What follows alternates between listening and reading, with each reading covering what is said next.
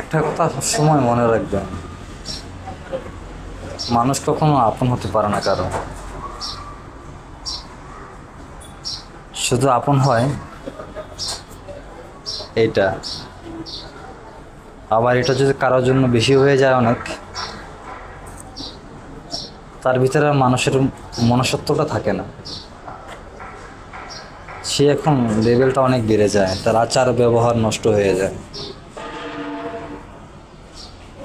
কেন, এটা একটা পরিবর্তন সে মনে করছে, কারণ তার পকেটে অনেক টাকা।